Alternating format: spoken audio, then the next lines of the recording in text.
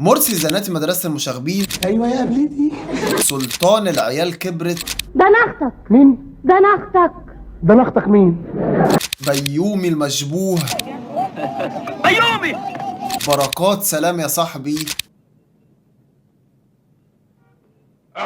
كل دول هم فنان مش بس كوميديان، فنان ممكن يقدم تراجيدي وممكن يقدم دور الشرير كمان. الفنان ده هو العبقري سعيد صالح الله يرحمه.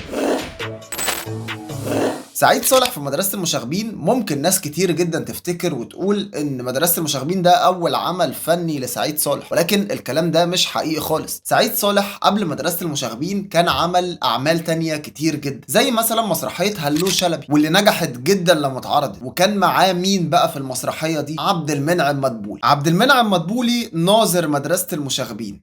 واحد هيجي يقول لي دلوقتي يا عم ده ناظر مدرسة المشاغبين هو حسن مصطفى، اقول له لا، حسن مصطفى عمل الدور بعد اعتذار عبد المنعم مدبولي عن الدور بتاع المسرحيه دي، وده عشان كان ابطال المسرحيه بيحبوا يطولوا قوي في المسرحيه، والفنان عبد المنعم مدبولي كان بيحب ان هو يروح بدري وكده. نرجع تاني لعم سعيد صالح اللي بجانب مسرحيه هلو شلبي بيقدم مسرحيه تانية اسمها اللص الشريف، والروايه دي بتفشل فشل ذريع لسعيد صالح، ولكن اكيد المستفيد من المسرحيه دي وغيرها من الاعمال الفنيه هو سعيد صالح ذات نفسه، اللي اكيد مشاركته في اعمال فنيه كتير خلته ينتشر بسرعه، والمنتجين والمخرجين يقدروا ان هم يكتشفوا موهبه سعيد صالح من هنا، وبرده الحاجات دي بتخلي الجمهور يتعرف على سعيد صالح اكتر. ولما سعيد صالح بقى قدم مسرحيه مدرسه المشاغبين نجحت نجاح كبير جدا وقتها، وعادل امام وسعيد صالح في المسرحيه ديت كان بينهم كيمياء رهيبه، والكيمياء دي كانت ظاهره في اعمال فنيه تانية قدموها مع بعض هنتكلم عليها كمان شويه، ده بجانب طبعا صداقتهم الجامده جدا بره الوسط الفني اللي دايما عادل امام في اي لقاء يطلع يحكي عليه. وبعد مدرسة المشاغبين سعيد صالح بينتشر اكتر وبيقدم مسرحية تانية بعنوان العيال كبر، ودي كانت مع يونس شلبي واحمد زكي، والمسرحية دي وقتها تنجح نجاح كبير جدا برضه لسعيد صالح، وسعيد صالح في المسرحية دي اكيد هو كان السبب الاكبر اللي نجحها، وبرضه من اسباب نجاح المسرحية دي هو يونس شلبي. يونس شلبي وسعيد صالح هما اللي كانوا ماسكين الخط الكوميدي للمسرحية دي بجانب حسن مصطفى برضه. وبعد المسرحية دي سعيد صالح بيتجه عشان يعمل افلام في السينما كعادة اي ممثل بينجح في المسرح في الوقت ده، ولما سعيد صالح بيروح للسينما بيقدم افلام كتير مع صديق عمره عادل امام زي رجب فوق صفيح ساخن مثلا، واللي بيعمل فيه سعيد صالح دور بلبل، الدور اللي بعيد تماما عن الكوميديا اللي اعتاد منه الجمهور عليها، واللي بيعتبر هو دور شرير،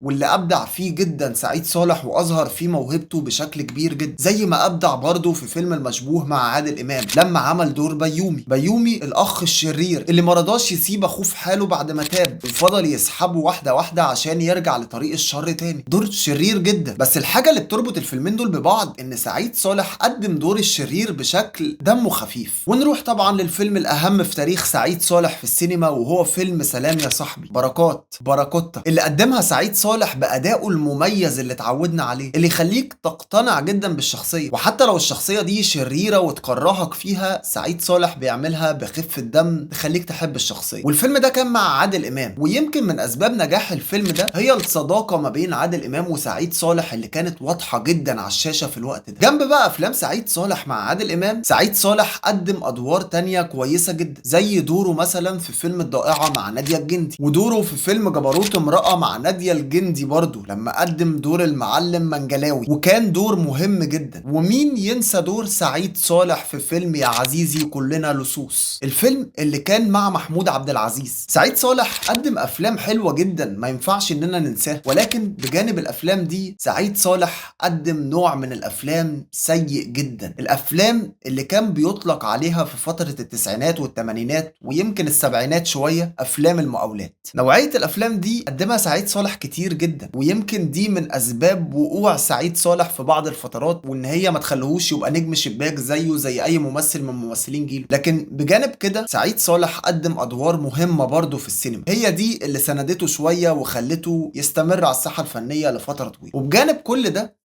كان الاهتمام الاكبر من سعيد صالح بالمسرح، المسرح اللي بيعتبر هو بيت سعيد صالح، لان سعيد صالح بيعتبر من اهم فنانين المسرح. يعني مين ينسى مسرحيه كعبلون والبعبع وغيرها من المسرحيات اللي قدمها سعيد صالح بشكل مميز جدا، وبادائه المسرحي اللي يخطفك كده. سعيد صالح في الألفينات قدم أفلام مع ممثلين جداد وساعدهم إن هم يطلعوا في بداية حياتهم. اشتغل أفلام زي فيلم بلية ودماغه العالية مع محمد هنيدي، وبرضه ظهر في فيلم جواز بقرار جمهوري مع هاني رمزي. وأكيد سعيد صالح كان إضافة مهمة جدا للأعمال دي. سعيد صالح لو كان اهتم شوية بالسينما أكتر من المسرح، دي كانت أكيد هتفرق معاه جدا في مسيرته الفنية، وكانت هتخلي أعمال كتير جدا ليه مدونة، لأن السينما دايما هي اللي بتصنع النجم في العصر الحديث. يعني زمان شوية أيام الريحاني والناس دي كنت ممكن تلاقي المسرح بيطلع نجوم وبيعمل نجوم شباك، ولكن بعد الفترة دي الاتجاه بقى للسينما أكتر، واللي ما استغلهوش سعيد صالح. بس كل اللي أقدر أقوله إن أكيد في يوم من الأيام التاريخ هينصف أعمال سعيد صالح اللي اتعملت قبل كده. سعيد صالح